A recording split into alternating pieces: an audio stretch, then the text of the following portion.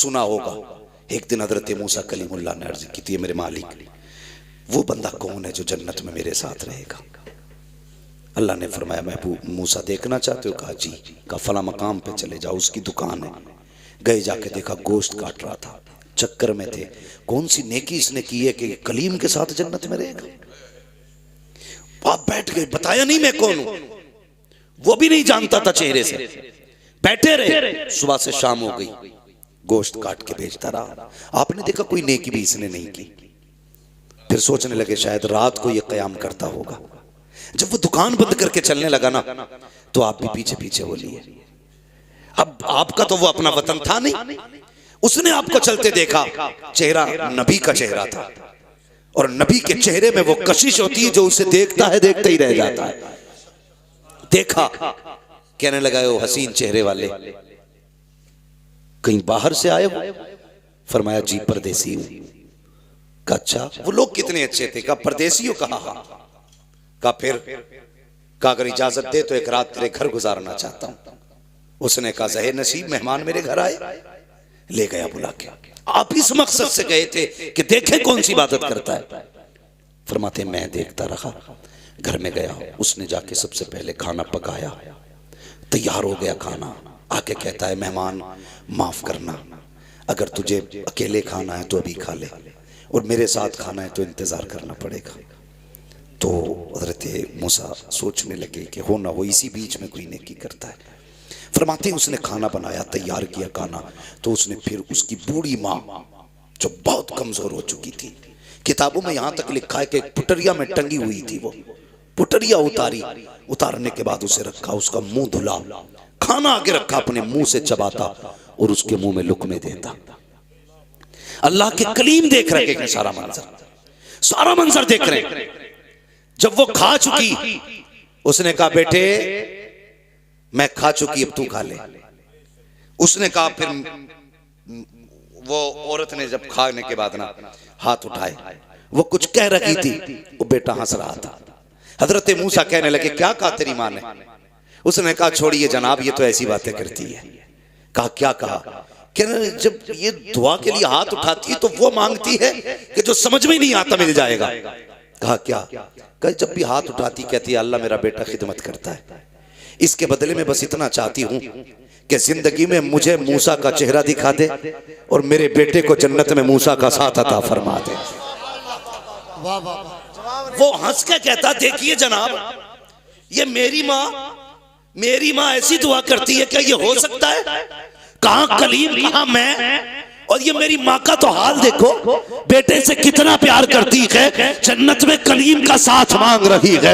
इतना सुनना था, अल्लाह के नबी की तबस्सुम आया चेहरे पे, मुस्कुरा के उठे, कहने लगे परेशान क्यों होता है? ले आज रब ने तेरी माँ की दुआ कबूल कर डाली है। कहा कहना क्या चाहते हो? कहा जो तेरे सामने बैठा है ये कोई और नहीं है बल्कि अल्लाह का कलीम मूसा आया है। कह दे इससे तू भी दीदार कर ले, ये भी दीदार कर ले, और रह गई जन्नत में जाने की बात, तो रब ने बता दिया है जन्नत में मेरे साथ कोई और नहीं रखेगा बल्कि तू ही रहेगा। सुभान अल्लाह, अल्लाहू अकबर। ये माँ होती है, ये माँ होती है जो गैर मुमकिन को मुमकिन बना देती है। हाँ, गैर मुमकिन को मुमकिन बना देती है। कहा था ये कहती है हो जाएगा ऐसा, फरमाया हो चुका है। अल्लाहू अकबर। ये माँ है, मगर मसला ये अलग है। हम वहां जा रहे हैं तावीज़ कराने, जिसके हाथ में 10 अंगूठी हैं, बाल कमर तक हैं, ठीक है, और मूछें यहाँ तक आ रही हैं, दिल में नमाज पढ़ता है, जाहिर में खाना खा रहा है, यहाँ बैठे बैठे हरम के कुत्ते मार रहा है। उसके पास जा रहे हो भाई, उसके पास जा रहे हो? ये उलमा बैठे हैं, जिम्मेदारी के साथ कह रहा हूं।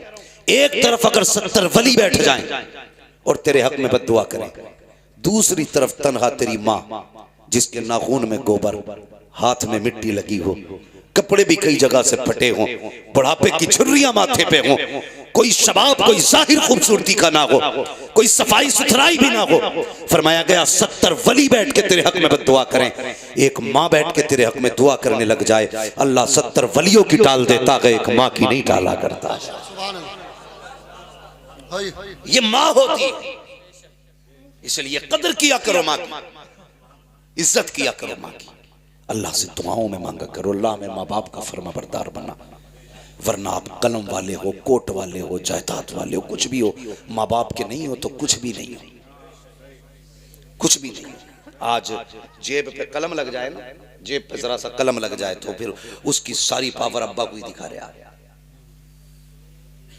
अब्बा को दिखा रहे। अगर बाप ने कह दिया लल्ला इधर को हटिए, ये लल्ला इधर को हटिए, कह रहा दिखते नहीं हो, ड्रेस गंदी कर दी। और बेगैरत जिसके हाथों पे मिट्टी बता रहा है ना, तो अगर इसने अपने गंदे कपड़े पहन के मजदूरी ना की होती ना, आज तेरे बदन पे साफ कपड़े नहीं होते। हाँ, तेरे बदन पे साफ कपड़े नहीं होते। आज जिससे कह रहा है ना तुमने कपड़ों का ख्याल नहीं किया, अगर इसने अपने कपड़ों का ख्याल किया होता तो शायद कोई तुझे पहचानने वाला भी नहीं होता। हाँ, कभी ख्याल आया करे ना, वो क्या मेरे सामने, वो क्या मेरे सामने। मैं एक बात और कह के जाना चाहता हूँ, खुदा के वास्ते, जिस तरह बाप की इज्जत करते हो ना, बाप के बाद बड़े भाई की भी उतनी इज्जत किया करो, उतनी इज्जत किया करो बड़े भाई की। इसलिए ज़ैगम भाई बाप के बाद भाइयों को बड़ा भाई बाप बन के पाला करता है, बाप बन के पाला करता है। कई भाइयों को मैं ऐसों को जानता हूं, ये आंखों देखी बात है, कोई किताबी नहीं है जो हवाले मांगो मुझसे, आंखों देखी बात है कि भाइयों ने मजदूरी करके छोटों को पढ़ाया। आज जब वो सर्विस पे लगे, वो कल भी मजदूरी कर रहा था, आज भी कर रहा है। न कल उसके बच्चों का ठिकाना था, न आज उसके बच्चों का ठिकाना है, और सारी चमक उसी गरीब को दिखाई जाती है। डर अल्लाह से, डर अल्लाह से। उसके हाथ में ठेला है, उसका कोई कसूर नहीं है। तेरे हाथ में कलम है, तेरा कोई कमाल नहीं है। ये सारे फैसले कुदरत के हैं। वो जिसे चाहता है फर्श पे डाल देता है, जिसे चाहता है अर्शों पे उठा देता है। इसलिए कदर किया करो रिश्तों की, खास करके उनके तो ज्यादा कदर करना जिन्होंने जिंदगी तुम्हारे लिए लौटा दी, जो जिंदगी तुम्हारे नाम कर देते। एक जमीन के इतने से टुकड़े की खातिर किसी पे हाथ ना उठाना, मैंट की खातिर, कमरे की खातिर, बिस्तर की खातिर कभी ना लड़ना। सब्र रखा रह जाएगा, सब्र रखा रह जाएगा। ये रिवायत हजरत अली की तरफ भी मंसूब है और हजरत मूसा कलीमुल्लाह की तरफ भी मंसूब है कि दो लोग आपस में जमीन के लिए लड़ रहे थे। एक कहता था मेरी है, दूसरा कहता था मेरी है। तो हजरत मूसा कलीमुल्लाह आगे, वो कहने लगा कि आप फैसला कर दें जमीन किसकी है। आपने फरमाया जमीन तू ही बता किसकी है। जमीन ने सबक सिखाने के लिए एक जवाब दिया था। उसने कहा इन दोनों से कह दो, ना मैं इसकी हूं ना मैं इसकी हूं, इन्हें बता दो ये दोनों ही मेरे हैं। जमीन किसी की नहीं हुई है, सब जमीन के होने हैं। सही बात, सब जमीन के होने हैं। इसके लिए ना लड़ा करो। ये तो आई गई, तुमसे पहले नवाबों के पास तो इतनी थी कि वो चल नहीं पाते थे अपनी जमीनों में, घूम नहीं पाते थे अपनी जमीनों में। 600 नौकर रहते थे उनके दरबारों में, खाली जमीन देखने के लिए हैं। आज 4 बिगल्ली है, फट गया, रोड पे आ गई तो मर गया। फिर कद नीचे थोड़ी आ रहे हैं, अगर हाईवे पे आ गई है तो। सही है बात है। 4 बिगल्ली हाईवे पे आई है, मर गया, 3 करोड़ का रेट मिल गया। तू 3 का ना 30 करोड़ का बेच ले, और कफन में जब लिपट के जाए हम तेरे हाथ देखने आएंगे, कितने लेके जा रहा है, कितने छोड़ के जा रहा है। कुछ नहीं लेके जाओगे, सिर्फ अमल लेके जाओगे, दुआएं लेके जाओगे अपनों की। किसी का दिल रखा है तो वो खुशियां आप लेके जाओगे, किसी को दुख से निकाला है तो वो मुबारकबादियां आप लेके जाओगे। वरना मैं ऐसे जनाजे भी मैंने देखे। एक साहब का जनाजा जा रहा था तो एक गैर मुस्लिम आया, बोले जरा रोको रोको, इनका जनाजा नीचे रखो, मुझे मुंह देख रहा है। लोगों ने रख दिया, यार करीबी है, पड़ोसी है, देखना चाह रहा, दिखा दो। जानते हो उसने कफन हटवा के क्या कहा था? उसने कहा था प्रधान वो जमीन के कागज किधर हैं जो तुमने मेरी जमीन पे कब्जा किया था। बेटों की शर्म से नजरें झुक गई थी। ये आंखों देखी वाली बात कर रहा हूं। वो कह रहा था वो जमीन किधर है जो तुमने मुझसे जबरदस्ती ली है, लेके जा रहे हो या छोड़ के जा रहे हो? वो भाई अगर किसी ने जनाजा रोक के इतना कह दिया तो समझ लेना ना दुनिया में खैरियत है ना आखिरत में खैरियत है, ना आखिरत में खैरियत ना दुनिया में खैरियत। ऐसी जिंदगी जी के जा, तेरे जनाजे के पीछे कोई यतीम रोक के कहे अफसोस रोटी खिलाने वाला चला गया, अफसोस कोई पानी पिलाने वाला चला गया, अफसोस ईद पे कपड़े बनाने वाला चला गया। ऐसी जिंदगी जी के जा, कसम से कोई तीजा करे ना करे, कोई 40वां करे ना करे, बरसी की फाता हो ना हो, अपने पीछे ऐसे लोग छोड़ जाओ जो कहे मालिक हमारा सहारा गया है, कब्र में अपनी रहमत का सहारा दे दे। 40 में एक जगह है और गरीब यतीम की एक दुआ अपनी जगह पे असर रखा।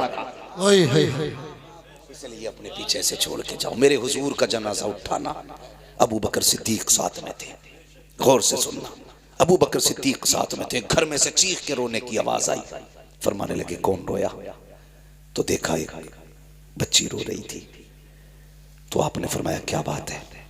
उसने कहा हम इसलिए रो रहे हैं, हमारे घर में कोई नहीं था करने वाला, मैं और मेरी दादी थी।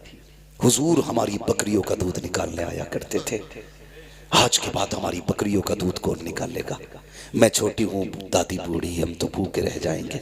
अबू बकर सिद्दीक ने बच्ची को सीने से लगा के कहा था, बेटी परेशान मत होना, ये हुजूर का करम है कि जाते जाते अबू बकर को तेरे घर का पता दे जा रहे हैं। अबू बकर को तेरे घर का पता दे के जा रहे हैं। फरमाने लगे बेटी आज के बाद अबू बकर आया करेगा। पूरी दौरे खिलाफत में आप उनके घर जाते, बकरियों का दूध दूते और उनको दे के आया करते थे। यार कम से कम ऐसी जिंदगी गुजार के जाओ, ऐसी जिंदगी गुजार के जाओ। हम तो अगर यतीमों पे हाथ भी रखते ना तो कैमरा पहले लगाते, फोटो पहले लेते थी। मैंने यतीम के सर पे हाथ रखा, मैंने गरीब को सीने से लगाया। ये क्या मसला है? पढ़ो ना आप तारीख। मदीने शरीफ में ना एक ऐसी बूढ़ी भी थी जिसका कोई नहीं था। जब काम तकसीम हुए ना, हजरत उमर फारूक आजम और सहाबा कैसे लोग थे, कैसे लोग थे, नेकियां ढूंढा करते थे। कहीं काम मिल जाए ऐसा जिससे नेकी में, भाई इसे सही कर ले यार, कहीं काम मिल जाए ऐसा जिससे नेकी। पता चला एक बूढ़ी है जिसका कोई नहीं। हजरत उमर गए, दरवाजा खटखटा दिया, आवाज आई कौन? का मां तेरे दरवाजे पे आया हूं, मैं इजाजत दे तो आज से तेरा काम करूंगा, तेरे घर का काम आज से मैं किया करूंगा। बूढ़ी ने कहा नहीं बेटी, नहीं बेटे, तू घर के मेरे काम मत करना। आपने जिद की सिर्फ इसलिए ताकि नेकी मिल जाए, किसी की मदद की। तो बूढ़ी कहने लगी तू है कौन? कहा अम्मा मुझे उमर कहते हैं, मुझे उमर कहते हैं, माँ इजाजत दे तेरे घर के काम करूं। तो माँ कहने लगी बेटे कोई है जो आता है मेरे घर का काम करके चला जाता है? हजरत उमर कहते हैं क्या नाम है उसका? तो बूढ़ी कहने लगी नाम तो उसने आज तक नहीं बताया, आज तक उसने नाम नहीं बताया, आज तक नाम नहीं बताया उसने। अच्छा फिक्र हुई कि चलो आता कब है? का रात को आता है या किसी भी वक्त आता है, काम कर जाता है। हजरत उमर कहने लगे देखूंगा कौन है वो।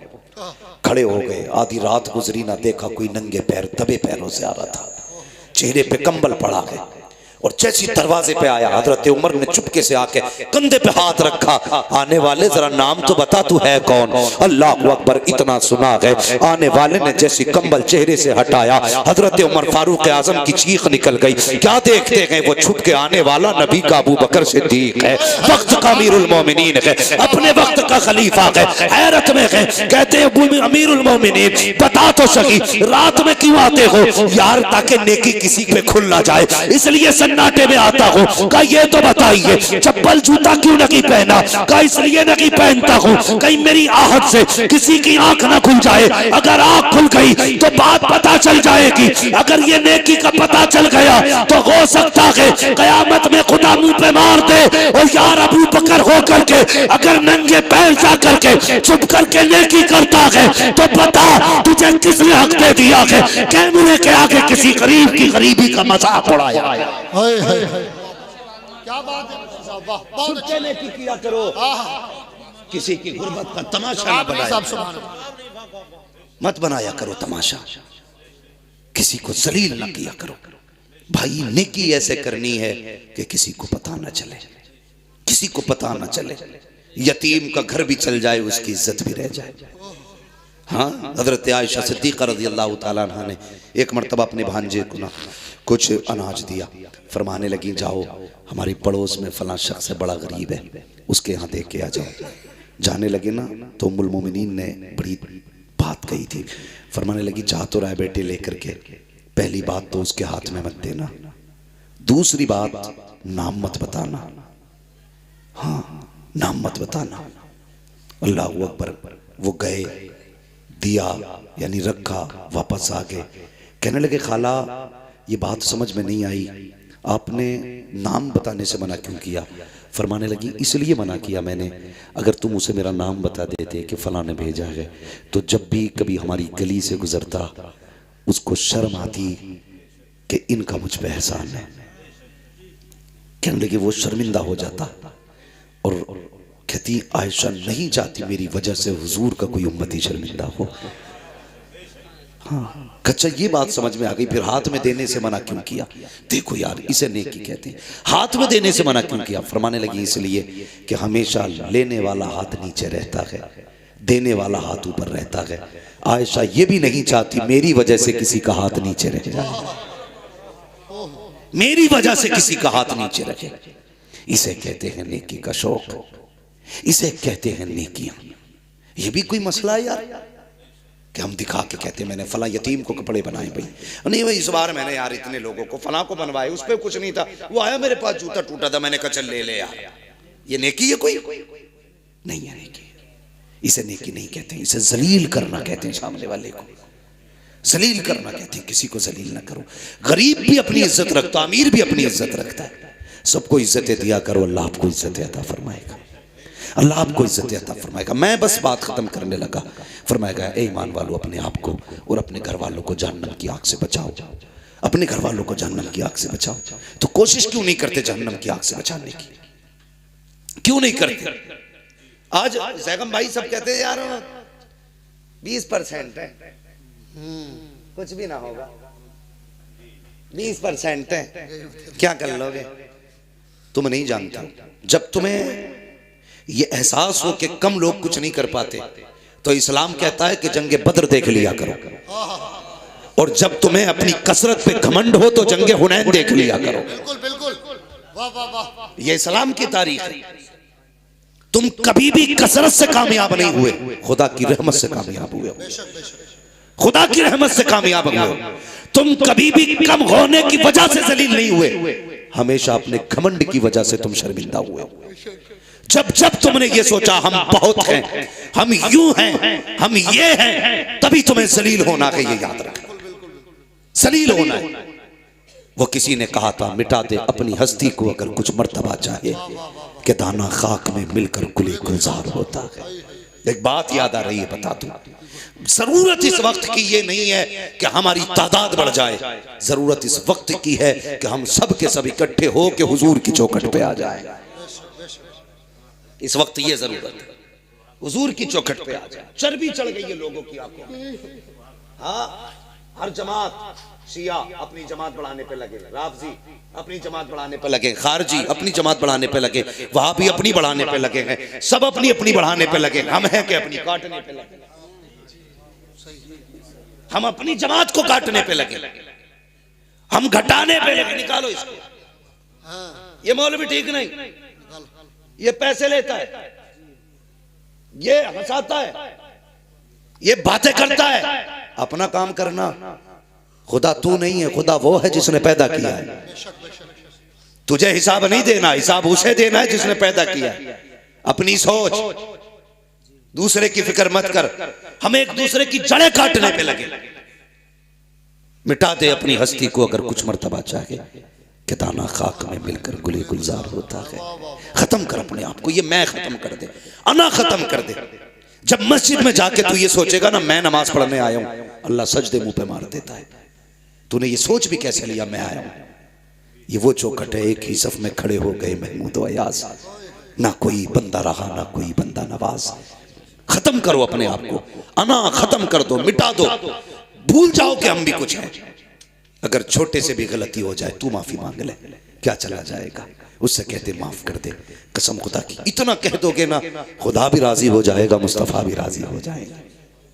हाँ, सारे ही करबला वालों से मोहब्बत करते हैं ना, करते हैं कि नहीं? सबको हसनैन करीमैन से प्यार है ना। अल्लाह ताला हमें उनकी मोहब्बतों का सदका अता करे। मैं सिर्फ एक बात कहना चाहता हूं, हसनैन करीमैन दोनों भाइयों में किसी बात को लेकर के नाराजी हो गई। 3 दिन गुजर गए ना, 3 दिन गुजरे तो इमाम हुसैन ने इमाम हसन को खत लिखा। कहा भाई नाना की हदीस याद नहीं है कि मोमिन से 3 दिन से ज्यादा नाराज नहीं रहना चाहिए? ये लिखा तो उधर से खत आया, नाराज है दोनों, मिलने नहीं आए। इमाम हसन ने खत लिखा, फरमाने लगे फिर तुम क्यों नहीं आए? तुम मुझसे कह रहे हो ना कि नाना ने कहा 3 दिन से ज्यादा नाराज नहीं रहना चाहिए, तो तुम ही आ जाते। इमाम हुसैन ने खत में लिखा, भाई फरमाया गया जो पहले रूठे हुए को सलाम करेगा पहले वो जन्नत में जाएगा, बाद में माफ करने वाला जन्नत में जाएगा। कहते मेरा जी चाहता है भाई पहले आप आ जाओ ताकि मुझसे पहले जन्नत में आप जाओ। यार ये वफाएं थी, ये मोहब्बतें थी, और ये एक दूसरे के लिए इज्जतें थी। कहते मैं नहीं चाहता मुझसे पहले, मैं आपसे पहले छोटा होकर जन्नत में जाऊं, मैं तो ये चाहता हूं आप बड़े हैं पहले जन्नत में आप जाएंगे, आपके पीछे पीछे आपका छोटा भाई हुसैन जन्नत में जाए। इज्जतें हम देते हैं अपने बड़ों को। हाँ माफ कर लिया करो, मिटा दो अपनी अना, खत्म कर दो, कुछ भी नहीं हो। फिर जी के देखो, कसम खुदा की खा के कहता हूं, मिंबर पे बैठा हूं, जो मजा फकीरी में जीने का है ना वो किसी शहनशाही में नहीं आता। एक बुजुर्ग गुजरे, थके तो नहीं अभी आप लोग? जरा सारे कहते हैं या रसूल अल्लाह। हाँ थकना तो मुझे चाहिए, मैं उड़ीसा से चल करके आया और अभी सोया नहीं हूं मैं 1 घंटा भी, 24 घंटे से ऊपर जागते हुए हो गए। मगर ये है बहुत अच्छा आप सुन रहे हैं, अल्लाह आपकी समातों को सलामत रखे। हाँ माशाअल्लाह, अल्लाह सलामत रखे। तो थोड़ा सा जरा आप अच्छा सुन रहे हैं इसलिए मैं बात बढ़ा दे रहा हूं। हजरत की भी गुफ्तगू होनी है, हालांकि ये बात मुझे नागवार गुजर रही है। हाँ मुझे एक एहसास हो रहा है कि हमारे जमात के बुजुर्ग बैठे हुए हैं। घर है तो क्या हुआ, है तो मौलाना एहसान, ये ख्याल रखिएगा। लोग कहते हैं घर की मुर्गी दाल बराबर, दाल बराबर तो होती है लेकिन पता है ना क्या खाती है, कितना खाती है? तुम खा जाते हो, तुम्हें नहीं लगता असर, मुर्गी क्या खाती है ये पता होना चाहिए, है जी।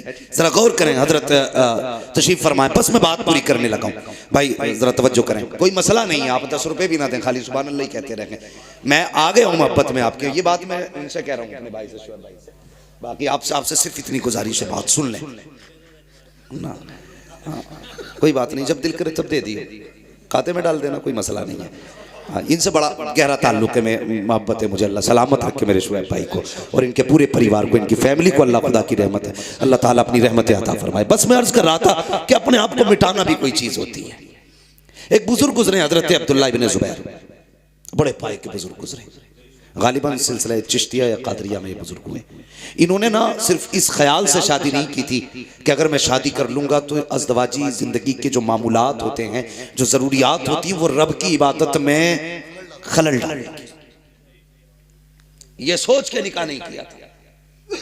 ये मत सोचना मैं तुमसे मना कर रहा हूं, तुम करना, तुम्हारा करना फर्ज है। ये उन्हीं जैसे लोगों को इजाजत थी जो अपने नफ्स पे काबू करके बैठे थे, जो नफ्स के गुलाम नहीं, नफ्स के बादशाह थे। नफ्स वो करता था जो वो कहते थे। इस ख्याल से ज़ैनब भाई उन्होंने शादी नहीं की। एक दिन रिवायत पढ़ी तो उसमें उन्होंने देखा कि जन्नत में कोई भी जवान बिना बीवी के नहीं होगा। अल्लाह जन्नत में सारे लोगों का निकाह फरमाएगा। अब तो खुश हो जाओ भाई, जिनकी नहीं हुई अब तो उनका भी नंबर लगने वाला ना।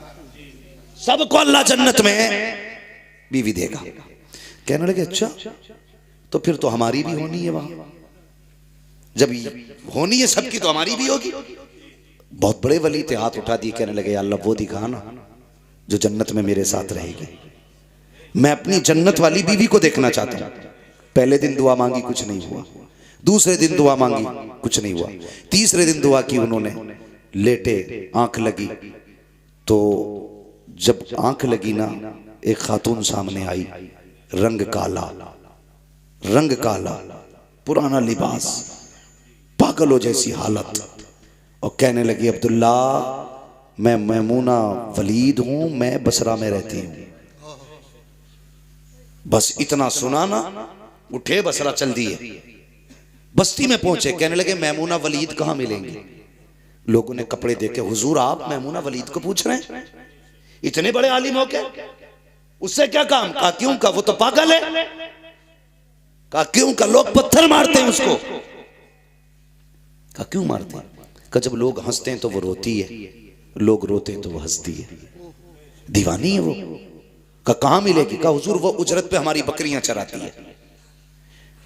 कहने लगे शाम को आ जाएगी, इंतजार कर लीजिए, जब आ जाए तो मुलाकात हो जाएगी। फरमाने लगे वक्त कम है, अभी बताओ कहां मिलेगी। कहा इस तरफ चले जाइए। जब आप चले ना उस जंगल में, खुद फरमाते हैं जब मैं चला ना तो मैं जहां कदम रखता था वहीं सांप, कीड़े, भयानक जानवर नजर आ रहे थे। कहते मैं हैरत में था, मैमूना कैसी औरत है, ऐसे जहरीले जंगल में रहा करती है जहां कदम कदम पे सांप रहते हैं, कदम कदम पे जानवर रहते हैं। कहते मैं हैरत से बचा बचा के मैं आगे बढ़ा, क्या देखता हूं कि जो मैमूना वलीद की बकरियां हैं वो चल रही हैं, और मैमूना वलीद मुसल्ले पे खड़े होके जंगल में रब की इबादत कर रही है। मैं गैरत में था, मैं सोचने लगा इसकी बकरियों को कुछ होता नहीं है, कहीं जाती नहीं है। का जब बकरियों की तरफ देखा, देखता रह गया। क्या देखता हूं? अगर कोई बकरी रेवड़ से अलग होती है तो शेर जाता है, कान पकड़ता है, लाके रेवड़ में खड़ा कर देता है कि मैमूना नमाज में है, बकरियों की रखवाली शेर कर रखे हैं। अल्लाह अकबर। कहते मैं तो शेरों को देखता रहा,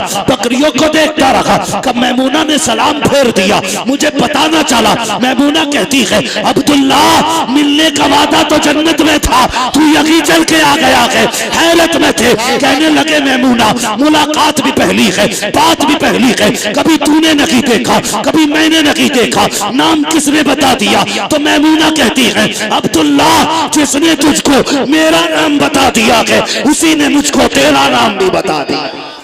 सुभान अल्लाह, सुभान अल्लाह, वाह वाह वाह वाह। अब अगली बात सुने जो मैं कहने लगा, अगली बात बहुत गौर से सुने। आप फरमाने लगे मैमूना ये तो ठीक है, चल अल्लाह ने बता दिया, लेकिन एक बात बता, ये तेरी बकरियों से शेरों ने दोस्ती कब से कर ली? तू नमाज पढ़ती रहती है, तेरी बकरियां शेर चराते, ये इनमें शेर बकरियों में दोस्ती कब से हो गई? मुस्कुरा के कहने लगी अब्दुल्ला जब से मैंने अल्लाह से दोस्ती कर ली है, शेरों ने मेरी बकरियों से दोस्ती कर ली है। शेरों ने मेरी बकरियों से दोस्ती कर ली है। बस ये कहना चाहता था मैं, हाँ, कि अपने आप को खत्म कर दो, कुछ मत समझो, कुछ नहीं है, सब कुछ अल्लाह है, सब कुछ उसी की कुदरत में है। वो जितनी सांसें देगा इतने जिएंगे, और जिस दिन छीन ले लेगा उस दिन कोई सांस देने नहीं आएगा। किसी पैसे, किसी दौलत, किसी शोहरत, किसी पावर के जरिए आप सांसें वापस नहीं ला सकते, नहीं ला सकते। मैंने ये बात बताई थी, वो सिकंदर जो बादशाह गुजरा है 22-23 साल की उम्र में आधी दुनिया फतह कर ली उसने, पूरी दुनिया फतह करने का ख्वाब रखता था वो। अपने मुल्क से बाहर गया, किसी सांप ने काट लिया, जहर फैलने लगा उसका। डॉक्टरों ने, तबीबों ने बहुत इलाज किया, ठीक नहीं हुआ। कह दिया बचने के चांसेस कम है। जानते हो उसने क्या कहा था? उसने कहा था कोई मेरी सारी मिल्कियत ले ले, सारी दौलत ले ले, सिर्फ इतनी सांसें उधार दे दे कि अपने वतन में जाके मर सकूं, अपने वतन में जाके मर सकूं। कोई इतनी सांसें वापस कर दे मुझे कि मैं अपने वतन में मरना चाहता हूं। वजीर खड़ा हो गया, कहने लगा कोई भी सारी कायनात लेके सांसें नहीं दे सकता। तो उसने कहा अच्छा, का फिर एक बात मेरी सुन लो, अगर मैं मर जाऊं तो कफन से मेरे दोनों हाथ निकालना, ताकि दुनिया को ये पता चल जाए कि सिकंदर दुनिया में आया था तब भी खाली हाथ था, गया था तब भी खाली हाथ था। दौलत किसी की नहीं है, इसके लिए अपनों को मत छोड़ो, इसके लिए परिवार मत तोड़ो, इसके लिए अपनों के दिल मत तोड़ो। क्या चीज है यार, 100-200 रुपए, 1000, 10,000, 1 लाख की भी औकात क्या है? एक फोड़ा कमर में निकल आए 10 लाख लग जाते हैं 2 दिन के अंदर। यार वो 10 लाख बजाय डॉक्टर को देने के अपनों पे लगा दिया करो, अपने दस्तरखान पे बैठा के अपनों को खिला लिया करो। जब तेरे अपने खुश होके तेरे लिए दुआ करेंगे, खुदा की कसम ना तेरा पैसा वकीलों पे जाएगा ना डॉक्टरों पे जाएगा, तो दुनिया में भी इज्जत से रहेगा, आखिरत में भी इज्जत से रहेगा। इसलिए मेरी गुजारिश है, मुत्तहिद रहें, मोहब्बत से रहें, परिवार को समेट के रहें, एक दूसरे का बाजू बन के रहें। खत्म कर दो इन बीघे भर की जमीनों की लड़ाइयाँ। यार कोई भी जमीन जान से ज्यादा नहीं हो सकती, खून से ज्यादा नहीं हो सकती है, कोई भी दौलत अपनों से ज्यादा नहीं हो सकती है। अगर बिछड़ने के दर्द का एहसास ना हो तो उनसे पूछो जिन्होंने अपनों के जनाजे उठाए हैं, उठाने के बाद कभी सीधे नहीं हो पाए, कभी सीधे नहीं हो पाए। ये वो हैं जो किसी बाजार में नहीं मिलेंगे, किसी मेले में नहीं मिलेंगे, किसी कारखाने में नहीं मिलेंगे। ये सिर्फ वो प्रोडक्ट था जो कारखाने कुदरत से बना, एक बार मिला तुझे दोबारा नहीं मिलेगा, दोबारा नहीं मिलेगा। कदर करें इनकी, इज्जत करें। और सबसे ज्यादा इज्जत का हकदार बाप होता है, माँ होती है, अपना परिवार होता है। लोग कहते हैं मैं फलां की जगह गया था, शादी में 10,000 दे के आया, और ये देखता नहीं तेरी फूफी की बेटियां जहेज की वजह से घर पे बैठी हैं, तू उन्हें जहेज नहीं दे पाया। तेरी खाला की बेटियां जहेज की वजह से बैठी हैं, तू जाके संभल के चौराहे पे इसलिए जहेज रखवा के आया ताकि कल अखबार में आ जाए। सगी फूफी, खलेरी बहनों, मुमेरी बहनों को इसलिए नहीं दिया कि किसी को पता नहीं चलेगा। यार देना ही वही होता है जो किसी को पता ना चले। अपनों को लेके चले, मिला के चले, खर्च करो इन पे, अल्लाह तुम्हारे दस्तरखान पे इनके हिस्से का भी रिज़्क़ अता करेगा। हाँ, इनके हिस्से का भी रिज़्क़ अता करेगा। तवज्जो है ना सारे लोग। फरमाया गया ईमान वालों अपने आप को और अपने घर वालों को जहन्नम की आग से बचाओ, संभालो खुद को, परिवार को संभालो, मोहब्बतें बांटो, प्यार बांटो। और बस इतना कहो कि जब भी वक्त मिले हुजूर पे दुरूद पढ़ लिया करो। ये वजीफा आम करो, हुजूर पे दुरूद पढ़ने का वजीफा। इंशाअल्लाह कभी फिर गुफ्तगू होगी तो इस मौजू पे भी बात की जाएगी। बस जो हुए गलत उनको माफ़ फरमाए रब्बे कायनात। ज़िंदगी ने दिया साथ, फिर होगी मुलाकात। चमन रहा फूल खिलेंगे, ज़िंदगी रही फिर मिलेंगे। मुसाफिर हैं हम भी, मुसाफिर हो तुम भी, किसी मोड़ पर फिर मुलाकात होगी। फ़कीरान आए सदा कर चले, सदा खुश रहो ये दुआ कर चले। सारे लोग कलमा शरीफ पढ़ लीजिए, ला इलाहा इल्लल्लाहु मुहम्मदुर रसूलुल्लाह व मा अलैना इल्लल बलाग। अस्सलामु अलैकुम व रहमतुल्लाहि व बरकातुहू।